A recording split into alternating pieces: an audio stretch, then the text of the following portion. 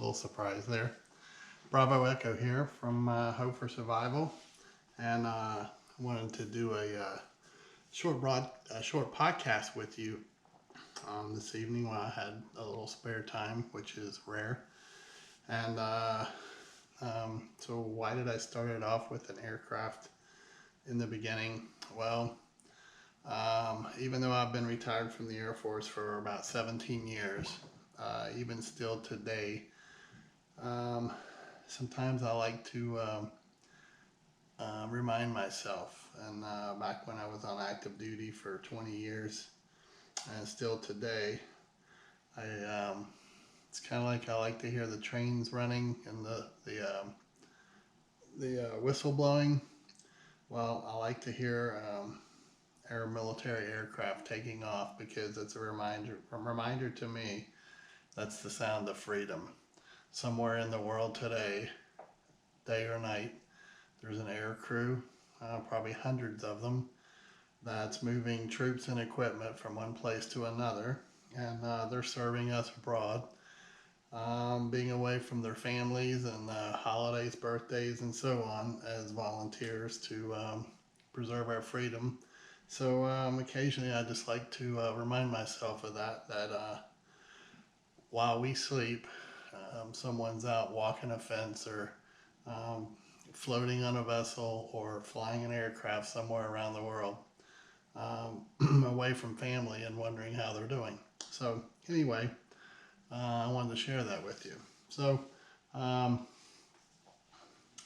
I'm kind of doing the setup a little different tonight. Um, this is some information if you've taken my classes at Heritage that I've offered in a couple of classes. I've expanded on it a little bit.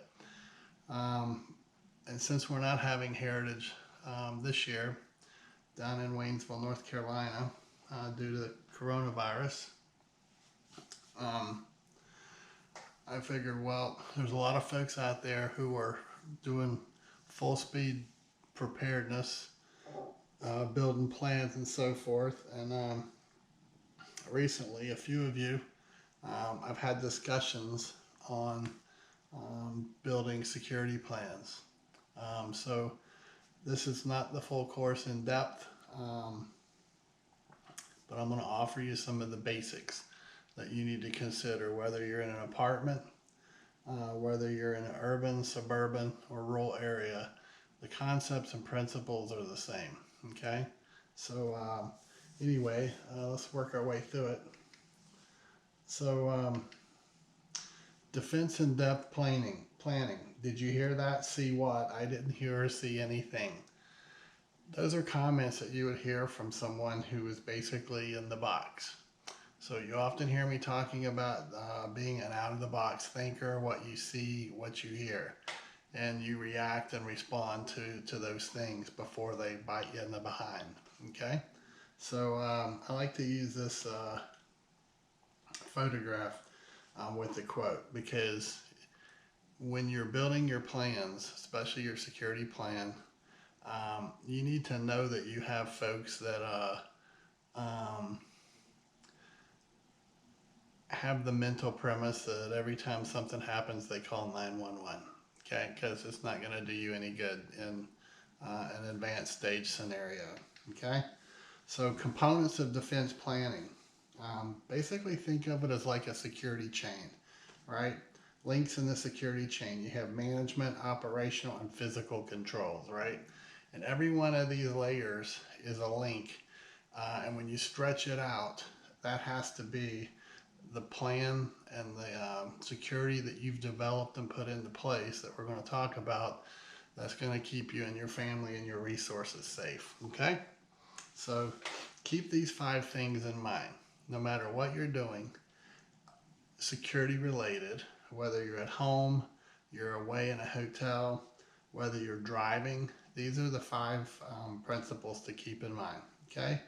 You want to deter, detect, deny, delay, and defend. Again, that's deter, detect, deny, delay, and defend. All right? So, deter. It's accomplished through making the objective tougher to enter using obstacles such as physical restraints. These are things that you're going to put in place, for example, a fence, a gate, barriers, things of that nature, okay? Detect or detection. If your deterrence fails, you need a plan that must ensure prompt detection or early warning of an unwanted intruder. If an unwanted intruder is present, detection warns of possible immediate danger. A security system, a barking dog, cameras, things of that nature. Delay. It includes human and or physical delays um, to basically delay the threat, okay? That is unwanted. So it's basically security in depth, and you're building layers, defense in depth, right? And a good process or program using these 5 principles is going to go basically from your home all the way out into your community. Okay. Deny. If your delaying fails, denial is paramount until reinforcement arrives. This is where the mutual aid agreements comes in of who's excuse me, who's going to come to help you as part of your team. Numerous options can be used to confront the threat. One of the new courses that I was going to teach at Heritage this year, the Preparedness 103, was going to include this. And as teams, urban, suburban, rural, you were going to get to use these 5 principles and build your plans. And I was going to interject in the process and watch you in your plans do these 5 measures to protect your resources and protect your people. Okay. If the first 4 Ds succeed, you most likely won't have to implement or defend anything, because the defense is the last stand before being overrun or making the decision to bug out. This is why establishing a cache is important to your survival. If you have to take off running and you know you won't be coming back, you need to make sure you have resources that you're going to need as part of your plan, somewhere that you can get to it to resupply yourself as you take off going to your bug out location. Components of defense in depth planning.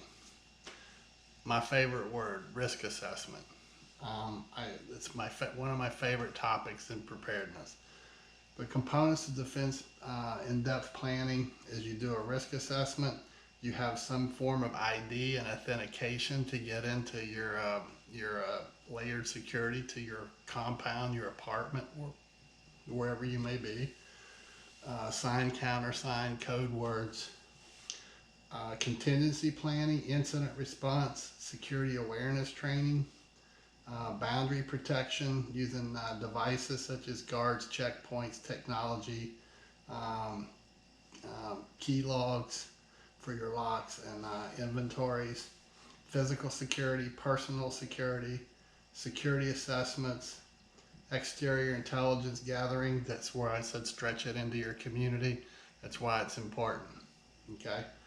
Getting intel early allows you to adjust your plans. All right. 2-person buddy teams, communication planning, sound familiar? Protecting people, food, water, animals, garden, and your internal plans. Security planning and preparedness, access control, audit mechanisms to ensure you don't have an internal theft problem with your resources. Encryption mechanisms, boundary protection, both human and technology. Intrusion protection and detection, security configuration settings, continuous monitoring, internal threats.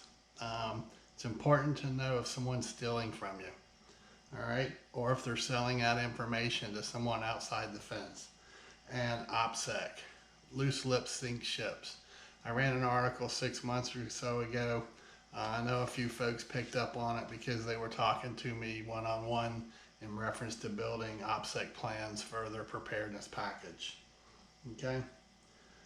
Facebook is a great collection point. The amount of information that folks share on Facebook with pictures, showing weapons, showing ammunition, I don't think they realize that you can actually take those photographs and there's a process, but you can determine grid coordinates and you know exactly where those individuals are located at. Okay, OPSEC is important. Defense in-depth planning, it's the coordinated use of multiple security countermeasures to protect the integrity of your objective. The strategy is based on the principle that it is more difficult for an enemy to defeat a complex and multi-layered defense plan than it is to penetrate a single barrier. It's kind of like a principle that I've used before professionally. If I know you have multiple guards and you have barriers and you have alarms and you have cameras, why should I try to penetrate all those layers when there's a way that I can do something to get you outside of all that protection and still complete my objective, which might be setting off a car bomb or something of that nature. Oftentimes, in order to determine if you have a good plan, you've got to put on the hat of the bad guy. Based on my plan, where am I weak at? Where would I attack me if I was the bad guy? So give that thought. Where are you vulnerable? Okay? Defense in depth minimizes the probability that the efforts of the attacker will succeed. A well-designed strategy can help leaders and security personnel identify people who attempt to compromise an in-depth plan. Plan should attempt to push a threat to the stronghold where your strength can neutralize it quickly. In classes, you've probably heard me talk about basically using a funnel effect. So if you've got a perimeter fence, right, and you don't have a lot of manpower and you're using barriers and technology to defend your perimeter, one of the things you want to do is determine what is your stronghold, and you want to push that threat into that funnel effect. And then once you get them in that funnel effect, then you can go on the offensive and eliminate whatever that threat may be. It also, you want to take it from a mobile vehicle, four-wheeler type or trailer or something of that nature. You want to get it down to a two-wheeler like a motorcycle, or put them on foot, okay, to equal the odds out. So if the wolf gains access to the layered zones, defense in depth minimizes the adverse impact and gives leaders and security time to deploy reinforcements to harden the layered plan and also mitigate the newly identified vulnerability. This is why it's important, and we were going to do this in the One Protector class, but we were going to do a risk assessment, and we were going to identify vulnerabilities. I wasn't. You were going to, as a participant in the class. I was going to help you. But you were going to basically do an assessment, determine where you're vulnerable, and then decide, can you fix it? Are you going to mitigate it, or are you going to accept the risk, okay, to whatever it is you may identify? All right? And that doesn't just have to go with security. It can go with your animals. It can go with food. It can go with your point A to point B mobile plan when you're mobile from point A to point B. All right, so defense in depth. Planning should include a management, operations, and physical controls. What is management? And this isn't all-inclusive. Management, you'll have a board or a council established, one identified as a leader. All personnel vote on all decisions. Consider a manager leader for operations. Consider interrogation procedures and limitations. Identify time and schedule for meetings. You got to determine an initial system of punishment, justice identified, as well as a holding area, a location for anyone needing isolation or held for punishment. Identify a location where nonviolent people are held while trust is being established. The person may have no resources to offer the group. However, they have a much needed skill. So you're not going to allow them access to all your resources until they basically go through a 15-day or 30-day period where they're working their way in and earning trust. Okay, they have nothing to offer you. However, they may have golden fingers, meaning they may be a mechanic, they may be a gardener, they may be a cook, they may be combat arms that can work on weapons, things that you need. Okay. And you need to identify a plan and a location where if you have folks who die, how you're going to deal with them. Okay. Compound operations, security, the two-person teams, all levels of plans identified and defense positions identified for each threat level. Ensure stability of plans and capabilities, security plans, details assignments, weapons, sighting, roles, conditioning, distances, and training. Establishes signed countersign process, coordinates with compound council, and attends all staff meetings. Okay, so as you can see, you're not going to be able to run out of the back of your area carrying tons of food and weapons and ammo and all your gear. So you need to seek in a secretive manner with only maybe one or two folks knowing, so someone doesn't get mad and leave your compound and go steal from you. You need to build a cache, okay? Somewhere that you can extract to, you can rearm, set up your communications equipment again, have some clothing, have some food, have some first aid and water, things that you're going to need to either help you restart or to help you move from that point on to where you plan on going. Okay? You must have a plan in place to determine actions if no survivors remain at the compound after extraction. How long will the extracted personnel wait? So let's say you have a 25-person team, right? And your plan is, if we're going to get overrun, 15 of you are going to leave and go out the identified location, which would probably be the opposite side of where the threat's hitting you at. Hopefully they're not 360 or you have another problem on your hand. So 15 of the 25 are going to leave and go to out the extraction point to the cache where you have established a rally point. There has to be an identified set time that they know after X amount of time that's predetermined, that if you don't show up, those 10 people don't show, if they don't show up, they leave and move on. And they will go to whatever point was predetermined and you'll eventually catch up there, okay? Plans should identify primary and alternate destination points if departing from the extraction point, meaning if you have a cave, say you have a cave, and that's where you're going to rally at after your extraction. They're going to wait 1 hour, and then from there you need to have a plan A or plan B. They may take off towards plan A, however, whoever was overrunning your compound may have retreated and went around, and your initial folks that extracted may run into them and they may have to redirect to plan B, which would be your alternate rally point B. So, okay.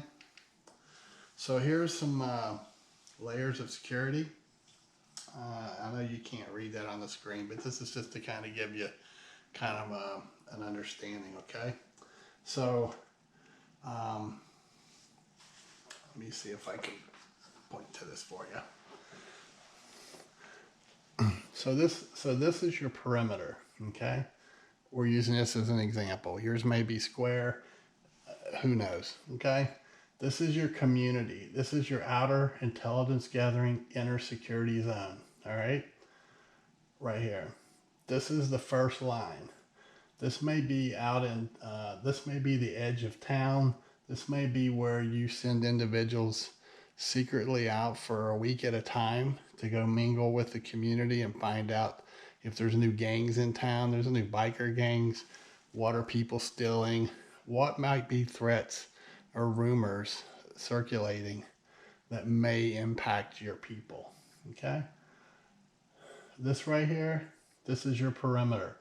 This is the public access zone, reception zone, security zone This is where you put in your LPOP, listening post observation post, around through here, okay? So they're coming in from the community. You may have a family of 10. They may be no threat whatsoever. They're starving, they're homeless, but they may have skills that they can help you with. Okay, it takes a lot of manpower to keep an area functioning. Okay, you can't do it all by yourself. All right, so any kind of vehicles or any personnel, this is where you're not going to let them pass this point until you've questioned them and cleared them and so forth. This is your operation zone right here. Okay, this is your animals, your garden, and this is your inner security zone. You're now getting close to the resources in your family. All right, you have to really have a solid plan in place because you can't afford to lose anything that's within this area. Okay, out in here, this is where you're going to use barriers, bollards, technology. You may have a fenced area to where you can turn dogs loose at night. Dogs are great early warning. Okay, cameras and so forth. This is your high security zone right here. This is your living quarters, your food, where you store your food, your ammo storage, your medicines. This is where your folks sleep. It's where they bathe. It's where they eat. They live life inside this area right here. Okay, so it's like, well, why am I so close to the perimeter right here? Well, actually, this would go all the way around. You could almost consider moving it inward. This is just as an example. Okay, so everything you have locked up in these areas right through here, you want to have locks on them. You want to have 2-person key logs so that no one individual has access to any of your resources alone. Okay, again, you don't know if someone in here may be a trader. They could be doing step counting. They could release the information while they're out in town. Hey, if you go to the west side, approximately 250 steps, you'll see a building that's painted green. 50 steps to the right of that, that's where the food, the ammo's at. That's where everyone's at in the morning eating breakfast, okay? So that's critical information, OPSEC, to keeping your resources safe and keeping your family alive. Okay, so this here, you can build your own. You can use it as an example. This is a security alerting matrix, okay? Like right now, we're going through the coronavirus, and you hear him talking about we're in health condition Charlie. Well, we also have another one called force protection conditions. Well, this is kind of a security. This is for security, okay? So level 4 green, that's standby, right?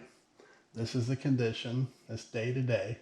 Who are key players? Here are actions you're going to take, and here are some examples for it, okay? And it goes from level 4, level 3, level 2, and level 1. This is standby mode. This is if you're in the yellow or condition 3 on here, which is limited access.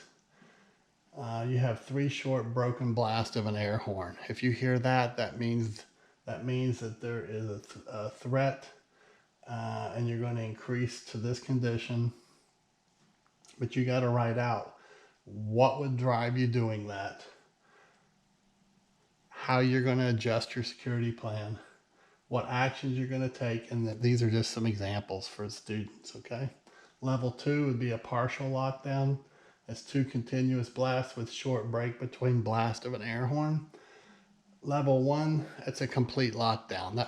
That means basically you're totally locking down your apartment building, your neighborhood, or your farm, whatever you may have.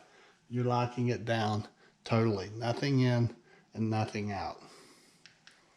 All right, neighborhood security and communication plan. Whether you're in an apartment building, a neighborhood, or you're out in a rural area, you need to have one of these, okay? Who are your players? What's your method of communication? What's the message on here? and when you expect to hear from them, where are they posted at, and what's the timeline. So you got Patriot as team leader, security team leaders, Patriot 1, Patriot 2, Patriot 3, Patriot 4, Patriot 5, right? If you got to get a hold of Patriot 1, the methods are using a radio or you send a runner. The message you're going to send to them are any kind of threats and alerts. The whole compound, that's where the team leader would be. And over here, it's as needed, okay? Security team leader, Patriot 1, a walkie-talkie, a radio, or use a runner. All security-related information is what type of information you're going to send to them. And this person roves all over the compound, 7 days a week, 24 hours a day. And it goes all the way through, and it walks you through the position, where they're at.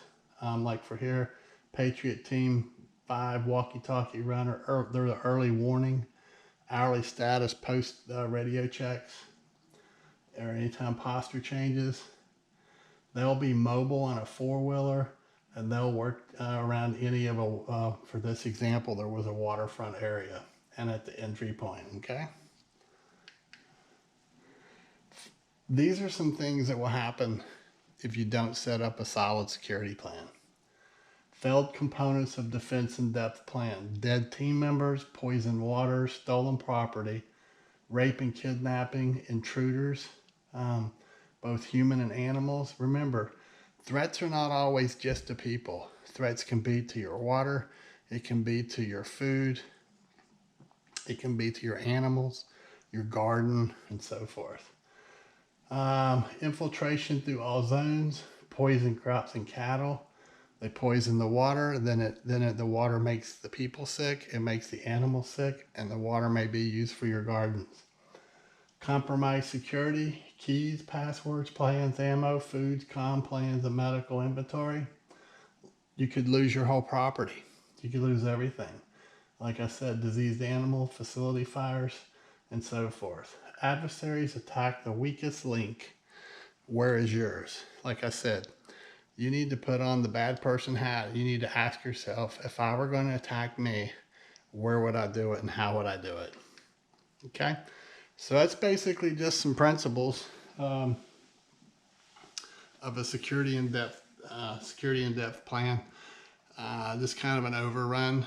You could almost do a 5-day, 8-hour day course on these items in depth. But it's something that you really need to think about and give thought to. So anyway, I hope there's something in there that you can find that will help you. Make sure you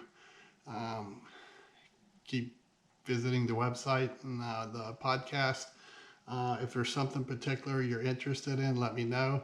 I'll do my best to try to do a podcast on it, or find someone I can do a podcast with that's a specialist maybe in that area. I do know a lot of folks right now with the coronavirus going on, folks communicating with me, and they've really stepped up their game. They're hard charging, topping off plans, finishing plans, testing plans, and so forth. So hopefully you're all healthy and no one's sick from the virus. Stay safe out there again, and stay in touch, and we'll get through this. Until next time,